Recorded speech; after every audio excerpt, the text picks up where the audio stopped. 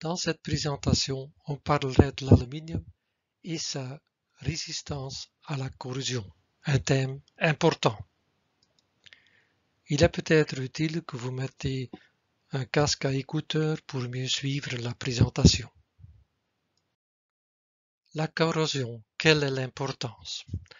Quand on fait la statistique des échecs dans l'industrie, on constate qu'il y a plusieurs modes de rupture ou de défaillance.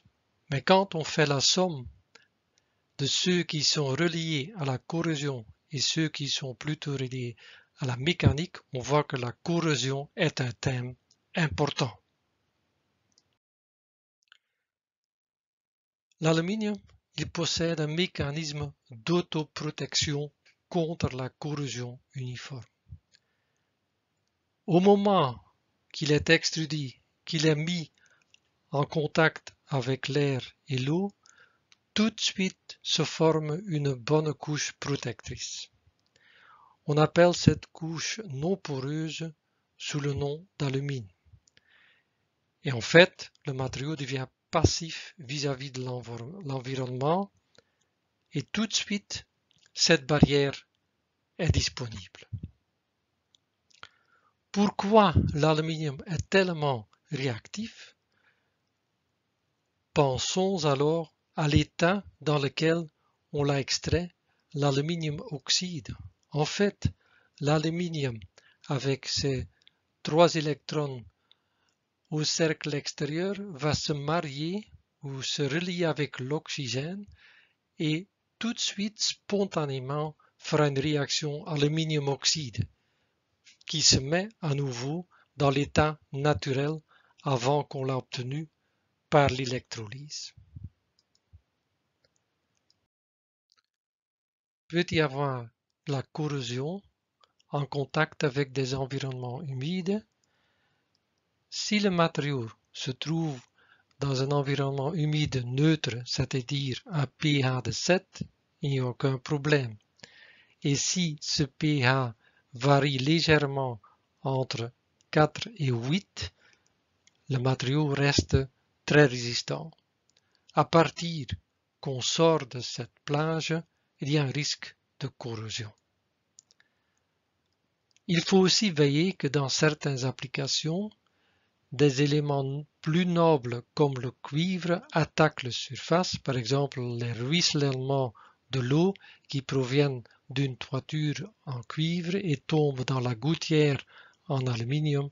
C'est un risque parce que l'aluminium est moins noble que le cuivre en ce qui concerne la corrosion. Peut y avoir une corrosion locale? Oui. Dans certaines circonstances, la couche d'oxyde peut devenir moins protectrice ou même disparaître.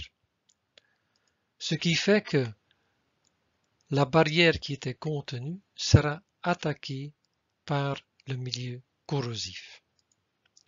Plus en détail, il y a donc cette fameuse couche de barrière 1 à 2 nanomètres qui va donc être perforée et il y aura une corrosion, bien qu'elle soit limitée, locale. À quoi ça s'amène? Ça s'amène à la corrosion par piqûre. Il y aura la perte des électrons par l'aluminium, il y aura l'attaque des chlores et d'autres agents dans le milieu et il y aura le résultat que l'aluminium va dissoudre. Est-ce que ce sera profond? Non, ce ne sera pas profond. C'est souvent limité à 50 ou à 60 microns au maximum. Et qu'est-ce qu'on peut faire pour éviter ça? Le plus bel exemple, c'est de travailler avec un procédé d'anodisation. On appelle ça le procédé à l'envers, c'est-à-dire on va générer une couche de 20 ou 25 microns qui va protéger cette barrière pour justement éviter qu'il y aura une attaque sur le matériau de base. Ce qui rend que la construction est devenue très résistante à la corrosion. Est-ce qu'on a prouvé ça? par exemple, Bardes suivi sur site. On a pendant 20 années suivi l'attaque de la corrosion par piqûre et on voit que si on anodise plus, par exemple à 25 microns, qu'après 20 années, il n'y a aucune vue de l'attaque par corrosion qui est visible.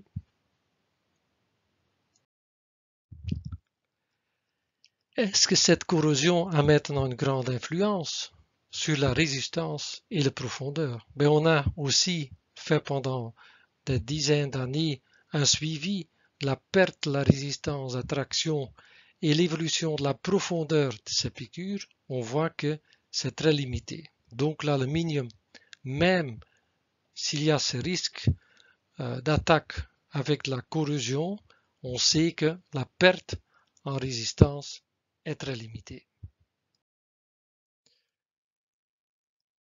Maintenant, est-ce qu'on peut éviter tout ça? Eh bien, dans la conception même de l'objet et le contact avec d'autres métaux, en fait, on peut résoudre beaucoup de choses.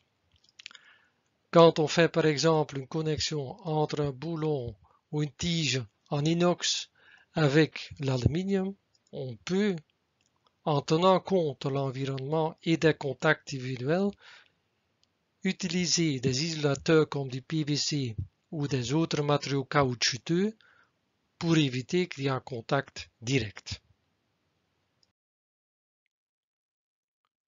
Plus général, on parle du bimétal. Le bimétal, quand il y a deux matériaux différents qui sont en contact, qui sont soit dans l'atmosphère, soit dans l'immersion totale, qu'est-ce qui se passe? Il y a donc des matériaux qui sont plus nobles que l'aluminium et qui vont attaquer l'aluminium. Il y a aussi des matériaux qui sont moins nobles et qui vont protéger l'aluminium. Donc, la connaissance des métaux ou des matériaux qui sont en contact avec l'aluminium est un thème important dans les constructions navales et autres. Une des applications les plus belles, c'est l'atomium que tout le monde connaît. L'atomium qui était construit en 1958 lors de l'exposition mondiale symbole l'atome de fer et les 9 sphères, qui sont les 9 électrons de l'atome de fer, étaient exécutés avec un bardage en aluminium. Ce bardage en aluminium n'avait pas le traitement approprié et ce n'est qu'après 47 ans qu'on a l'enlevé, mais ceci dû à la corrosion locale parce qu'il n'y a pas eu de l'entretien et en plus le traitement de surface était inapproprié. Autrement, les sphères seront toujours habillées en aluminium. Maintenant, comment peut-on choisir le traitement de surface? En fait, le traitement de surface de l'aluminium permet une panoplie de couleurs et de teintes. La première façon, c'est de le protéger par anodisation. On voit que si le facteur d'agressivité monte, en fait, il faut anodiser avec une paroi ou une protection plus importante que si ce facteur d'agressivité est léger. On parle de 20 à 25 microns et ça c'est suffisant pour protéger la surface et la construction. Ou bien on peut laquer et là aussi il y a différentes possibilités en fonction du facteur d'agressivité.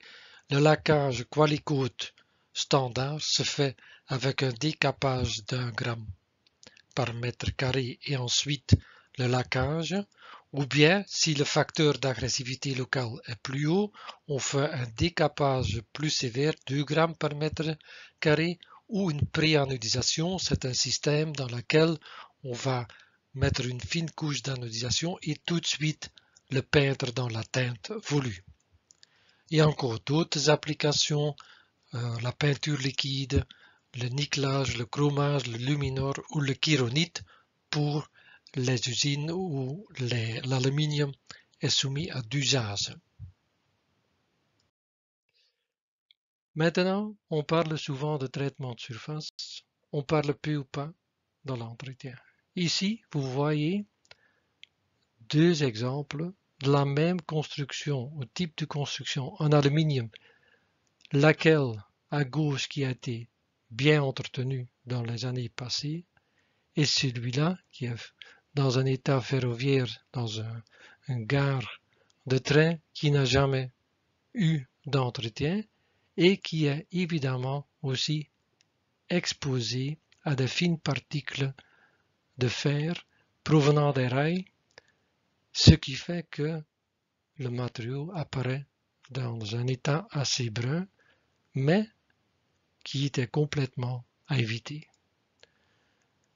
Il faut donc choisir un bon traitement de surface, ce qui est couvert par le Qualicoat pour les peintures, le Qualanote pour l'anodisation, et si on fait de l'entretien, les façades ou les constructions en aluminium puissent tenir plusieurs années.